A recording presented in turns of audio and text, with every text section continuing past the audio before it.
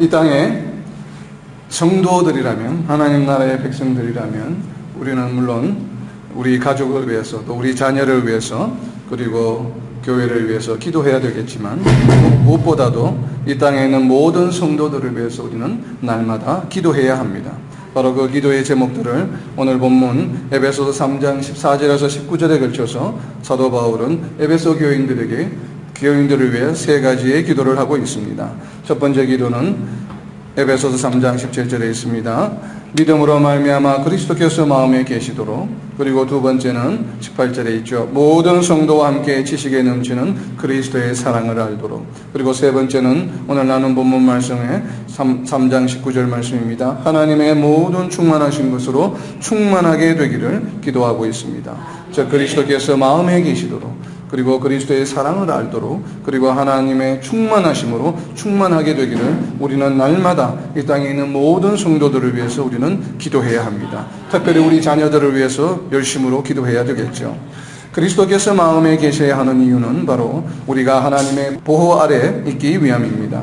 그리고 믿음으로 얻은 성령께서 우리의 마음을 열어서 말씀을 가르쳐 주셔서 우리의 속사람을 강건하게 하여 주심으로 우리는 항상 그리스도를 우리 마음에 계시게 할 수 있습니다.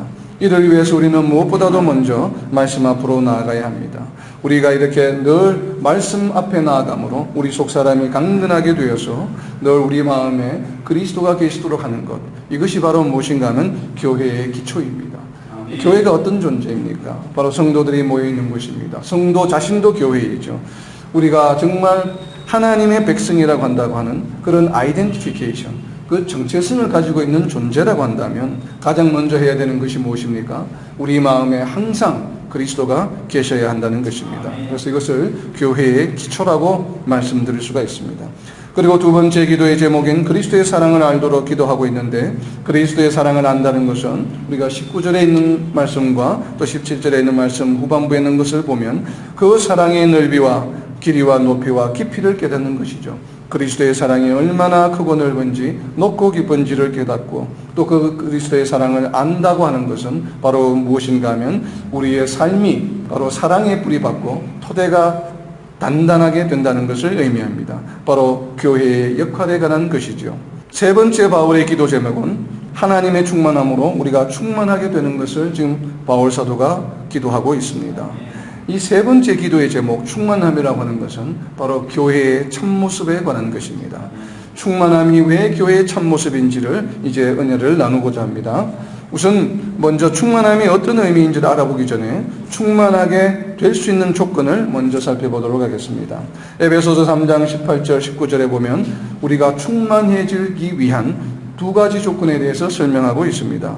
이 두 가지 조건은 영어 성경과는 지금 우리 개역개정이 순서가 바뀌어 있는데 우리는 개역개정을 기준으로 살펴보고자 합니다. 먼저 첫 번째 조건은 에베소서 3장 18절입니다. 그리스도의 사랑을 아는 것이다. 우리가 그리스도의 사랑을 알 때에 알아야만 우리가 하나님의 충만하심으로 충만해질 수 있다고 이야기하고 있습니다. 이 그리스도의 사랑을 아는 것인데 바로 이 사랑은 어떤 사랑입니까? 3장 18절에 보면 지식을 능가하는 사랑이다 라고 이야기하고 있습니다.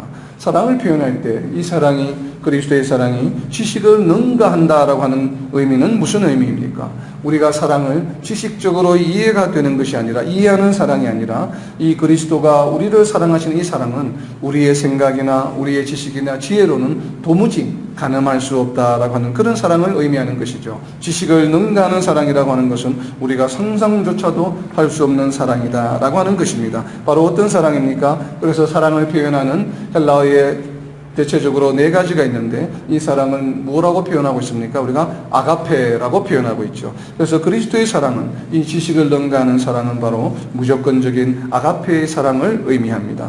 우리가 사랑할 만한 사람을 사랑하는 것은 웬만한 사람이면 누구나 다 할 수 있습니다. 부모가 자녀를 사랑하는 것은 이 땅에 있는 부모라면 거의 모두가 사랑할 수 있죠. 또 가족을 사랑하는 것, 친구를 사랑하는 것은 아주 보편적인 사랑입니다. 어떤 심각한 잘못이나 해를 끼치지 않았는데도 불구하고 우리는 사랑하기란 결코 쉽지가 않습니다. 그런데 하물며 아주 심각한 심각한 해를 끼친 사람을 사랑한다는 것은 정말 거의 불가능한 일입니다. 도저히 지식적으로 사랑할 수 없는 경우이죠.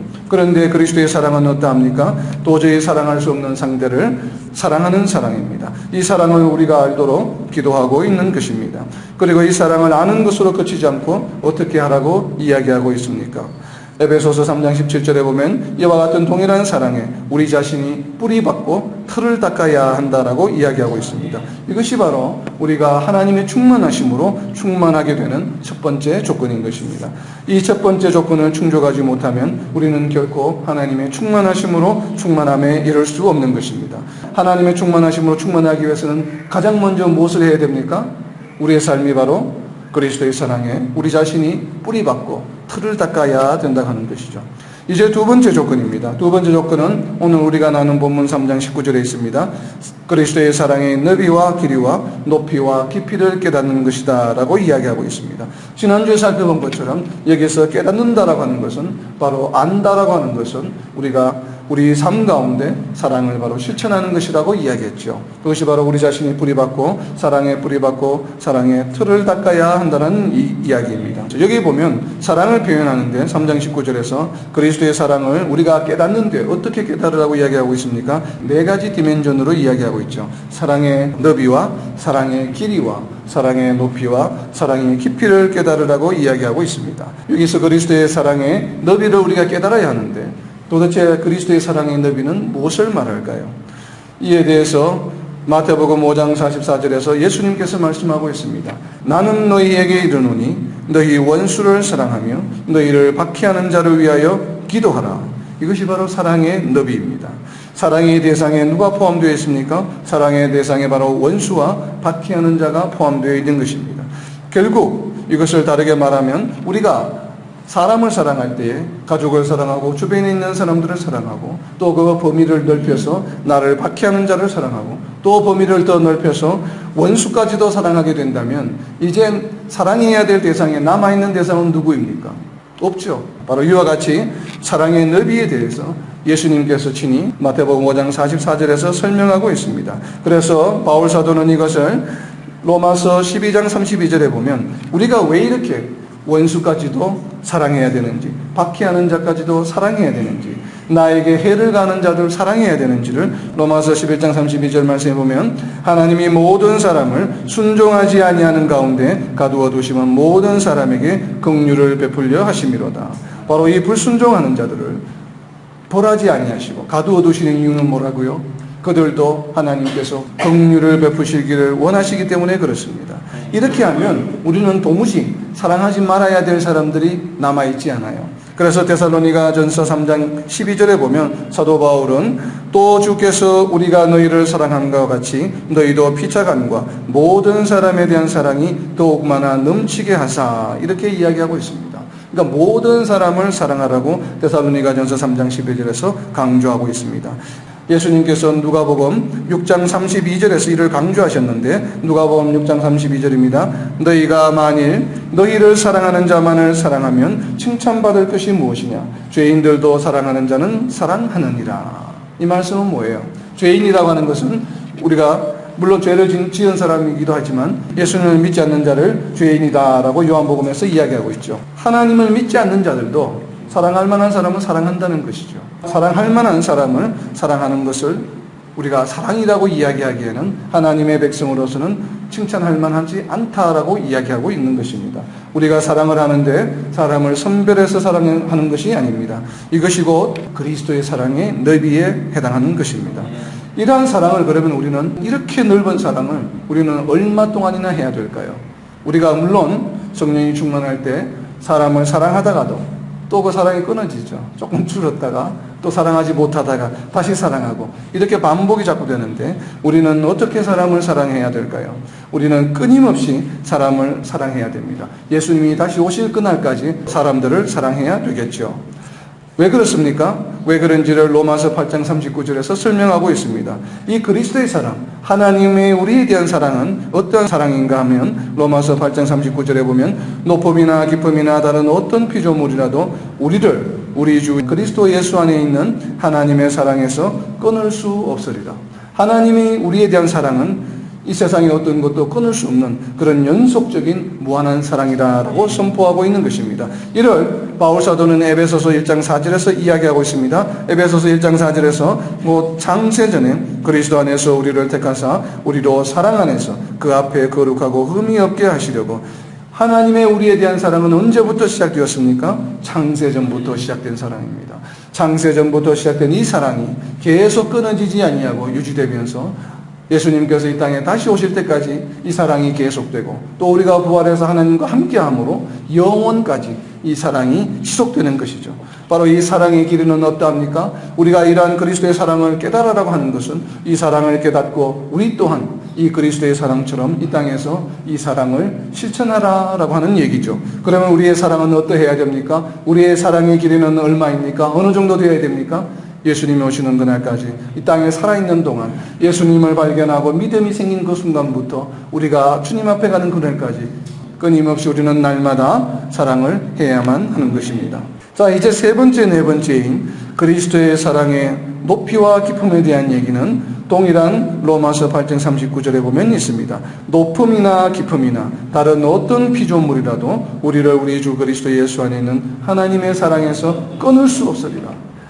그리스도의 사랑이 얼마나 높은지, 얼마나 깊은지, 이 땅에 있는 아무리 높은 권력을 가진 존재라도, 이 땅에 있는 아무리 깊은 무언가가 있다 하더라도 이 그리스도의 사랑을 끊을 수 없다라고 이야기하는 것입니다. 그렇다면 이 그리스도의 사랑은 어떤 것이에요? 이 땅에 있는 어떤 피조물보다도 높고 이 땅에 있는 어떤 피조물보다도 깊은 사랑이죠. 바로 우리가 측정할 수 없는 사랑입니다. 이것을 그리스도의 사랑이 뭐요? 높고 깊음을 이야기하는 것이죠. 그리스도의 사랑이 네 가지 측면이었습니다. 그리스도의 사랑의 너비는 어떠합니까? 이 땅에 있는 모든 사람들, 원수까지도 사랑해야 되는 바로 그런 사랑의 넓이와, 그리고 사랑의 길이는 어떠합니까? 창세전부터 끊임없이 끊어지지 아니하는 지속적인 사랑, 예수님이 다시 오실 때까지, 그리고 하나님과 함께하는 영원한 삶을 살아가는 그 영원까지 이 사랑이 이어져야 한다고 하는 것입니다. 그리고 이 사랑의 높음과 깊음은 어떠합니까? 이 땅에 존재하는 어떤 권력과 어떤 피조물도 이 사랑을 끊을 수 없는 그러한 높음과 깊이를 가지고 있는 사랑인 것입니다. 바로 이러한 그리스도의 사랑을 우리가 깨닫고 안다고 하는 것은 무엇이에요? 바로 이러한 동일한 사랑을 우리의 삶 가운데 실천해야 된다라고 하는 것이죠. 그래서 우리가 어떻게 해야 됩니까? 사랑에 뿌리 박고 틀을 닦아야 된다라고 하는 이야기입니다. 바로 이것이 우리가 하나님의 충만하심으로 충만할 수 있는 두 번째 조건입니다. 우리가 하나님의 충만하심으로 충만할 수 있는 두 가지 조건이, 첫 번째가 무엇이었어요? 첫 번째가 무엇이었습니까? 그리스도의 사랑을 아는 것인데 바로 사랑에 뿌리 박고 틀을 닦는 것이 첫 번째 조건이었고, 두 번째 사랑은 무엇이에요? 그리스도의 사랑의 길이와 넓이와 길이와 높음과 깊음을 깨닫는 것이에요. 그것을 그리고 삶 속에서 실천하는 것이죠. 이렇게 하면 우리는 이제 충만할 수 있게 됩니다. 그럼 하나님의 모든 충만하신 것으로 충만하게 되는데, 하나님의 모든 충만하신 것은 그러면 도대체 무엇일까요? 이 충만이라고 사용된 헬라어 단어는 플레이로마라고 하는 단어인데, 무언가로 가득 찬 것을 의미하고 또 다른 각도에서는 완성을 의미합니다. 온전히 이루어진 것, completion, 완전히 이루어진 것을 말해요. 그러면 하나님의 충만하심이라고 하는 것은 무엇이에요? 하나님으로 완전히 차 있는 것, 하나님으로 인해 완성된 것을 의미하겠죠.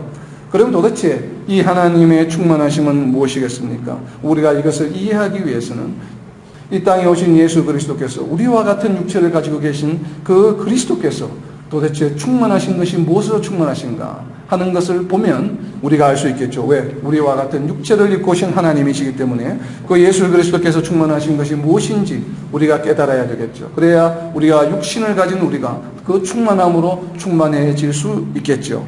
먼저 요한복음 1장 14절을 보면 동일한 이 플레이로마라는 단어는 아니지만 이 충만이라는 플레이로마의 형용사 형태로 사용된 구절입니다. 요한복음 1장 14절 말씀입니다. 말씀이 육신이 되어 우리 가운데 거하심에 우리가 그의 영광을 보니 아버지의 독생자의 영광이요 은혜와 진리가 충만하더라. 은혜의 풍성함이 있고, 우리가 에베소를 통해서 여러 번 반복해서 보았습니다. 은혜가 풍성하시고, 그리고 또한 진리가 충만하시더라. 진리는 무엇이겠습니까? 당연히 예수님이 그리스도시라는 것, 그리고 하나님의 말씀이겠죠. 이 은혜와 진리가 충만하다라고 말씀하고 있습니다. 또 다른 성경 구절을 보면 골로새서 2장 9절 말씀입니다. 골로새서 2장 9절에 보면 그리스도께서 신성이 충만하다라고 선포하고 있습니다. 그 안에는 신성의 모든 충만이 육체로 거하시고, 예수 그리스도 안에 무엇이 충만하다고요? 신성이 충만하여서 육체로 거하시고 있답니다. 신성의 의미는 무엇이에요? 디그니티죠. 신성은 영원성이라든지 전지전능하심이라든지 다양하게 많지만 이 문맥을 살펴보면 신성의 모든 충만이 육체로 구한다고 하는 것을 보면 이 신성이 대표하는 것은 아마도 거룩함이 아닌가 생각이 됩니다. 우리가 성도로서, 육체를 가지고 있는 성도로서, 하나님의 백성으로서 우리는 무엇으로 충만해야 됩니까? 거룩함으로 충만해야 되겠죠. 바로 그와 같이 대표적인 거룩함을 나타내는 것으로 이해하는 것이 아마 타당할 것 같습니다. 그리고 또 한 구절을 살펴보면 로마서 15장 29절 말씀에 보면 예수 그리스도께서 충만한 것이 무엇인가 하면 복이라고 선포하고 있습니다. 로마서 15장 29절 말씀입니다. 내가 너희에게 나아갈 때에 그리스도의 충만한 복을 가지고 갈 줄을 아노라. 그리스도의 충만한 복이다라고 이야기하고 있습니다. 이 말씀 구절을 보면 우리가 세상적인 복인가 이렇게 생각할 수도 있는데, 그 밑에 있는 로마서 15장 27절에 보면 이 복이 무슨 복인지를 알 수가 있습니다. 로마서 15장 27절 말씀에 보면 저희가 기뻐서 하였거니와 또한 저희는 그들에게 빚진 자니 만일 이방인들이 그들의 영적인 것을 나누어 가졌으면 육적인 것으로 그들을 섬기는 것이 마땅하니라 라고 이야기하고 있습니다. 이 얘기는 무슨 얘기냐면 유럽에 있는 마게도니아와 아가야에 있는 그 성도들이 예루살렘에 있는 가난한 성도들을 위해서 연보한 것을 이야기합니다.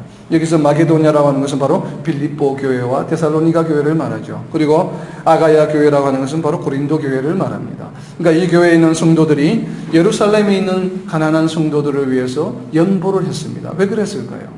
같은 성도들인데. 예루살렘은 어떤 지역입니까? 유대인 땅이죠. 유대인들이 모여 사는 곳입니다. 거기에서 유대인들로부터 벗어나서 크리스찬이 된 사람들은 그야말로 경제활동을 거의 할 수가 없었습니다. 예루살렘에 있는 모든 크리스찬들은 대부분이 다 가난했습니다. 이 예루살렘 성도들을 위해서 다른 유럽이나 아시아에 있는 지역교회들이 많이 연보를 했습니다. 그들이 어려운 가운데 있지만 그들은 그래도 그 지역에서 경제활동을 할 수 있었기 때문에 그렇죠. 그래서 바로 그 부분에 대한 이야기입니다. 이방인들이 그들의 영적인 것을 나누어 가졌으면 이방인들이 그리스도를 통해서 이 믿음을 가지게 되었다는 것이죠. 그렇다면 이 복은 무엇이에요? 바로 은혜와 진리의 복이죠. 이런 영적인 복을 이방인들이 받았기 때문에, 그러니까 이것으로 충만하다라고 하는 이야기입니다. 간추려서 이야기를 하면 무엇으로 충만한 것입니까? 예수 그리스도께서 은혜와 진리와 그리고 거룩함으로 충만한 것을 말합니다. 물론 이 외에도 충만한 것은 많겠죠. 그러나 우리가 대표적인 세 가지를 보면 바로 은혜와 진리와 거룩함으로 충만한 것을 말합니다. 바로 이것이 하나님의 충만하신 것이죠. 그런데 우리는 어떻게 하면 이렇게 충만해질 수 있습니까? 우리의 의지나 노력으로 할 수 있는 것이 아님을 우리는 너무나도 잘 알고 있습니다. 오직 우리가 그리스도 안에 있을 때, 그할 때에 충만하여질 수 있음을 골로새서 2장 10절에서 선포하고 있습니다. 골로새서 2장 10절 말씀입니다. 골로새서 2장 10절에 보면 너희도 그 안에서 충만하여졌으니 그는 모든 통치자와 권세와 머리시라.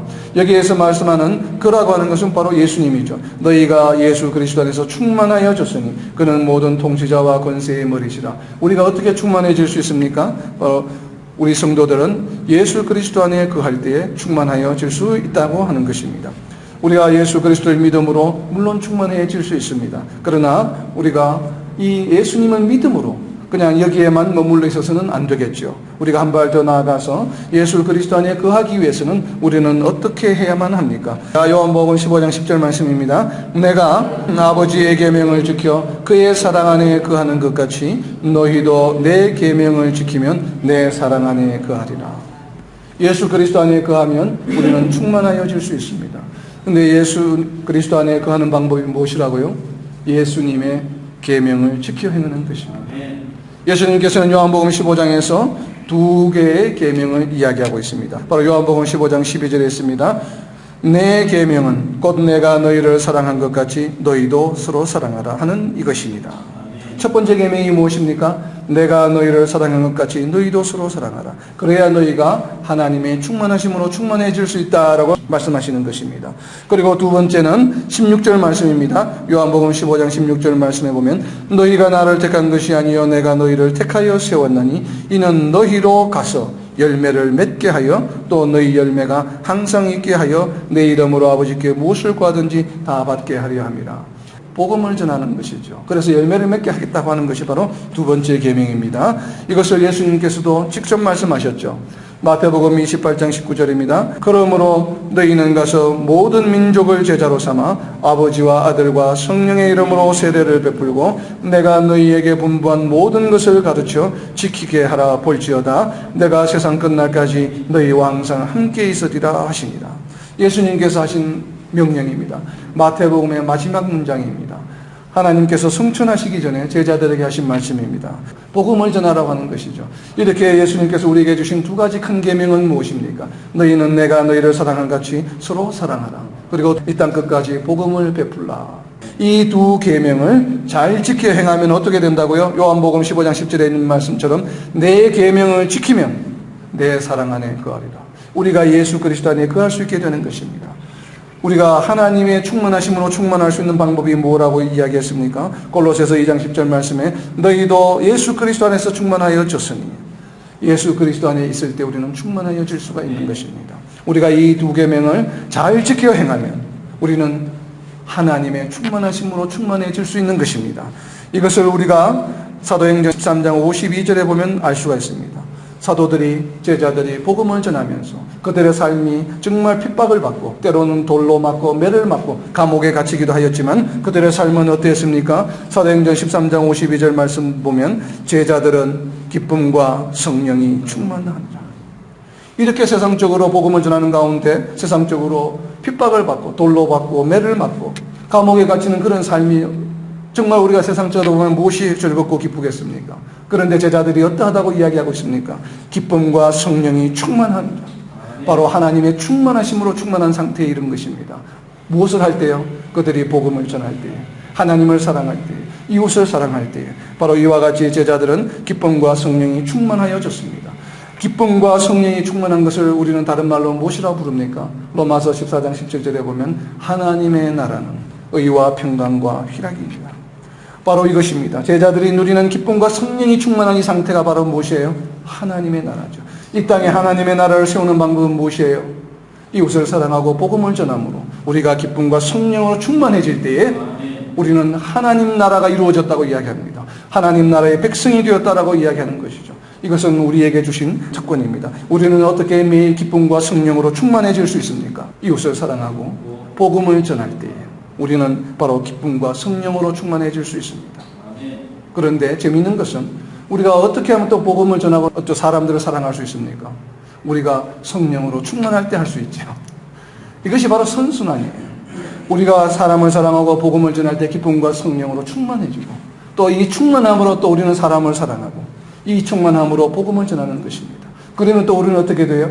또다시 기쁨과 성령으로 충만해지고 이렇게 되었을 때 우리의 충만함이 어떻게 됩니까? 끊어지지 아니하고 계속 지속적으로 유지가 되는 바로 비결인 것입니다. 이것이 바로 성령 충만함과 기쁨의 충만함의 선순환이죠. 그렇죠? 우리가 정말 이웃을 사랑하고 복음을 전할 때 이런 기쁨과 성령의 충만한 삶을 지속적으로 살아갈 수 있는 것입니다.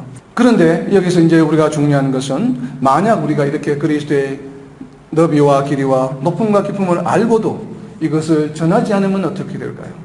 이것이 바로 파수꾼의 책임론이죠. 에스겔서 3장 18절 말씀입니다. 가령 내가 악인에게 말하기를 너는 꼭 죽으리라 할 때에 네가 깨우치지 아니하거나 말로 악인에게 일러서 그의 악한 길을 떠나 생명을 구원하게 하지 아니하면 그 악인은 그의 죄악 중에 죽으려니와 내가 그의 핏값을 내 손에서 찾을 것이고. 이것이 바로 파수꾼의 책임론입니다.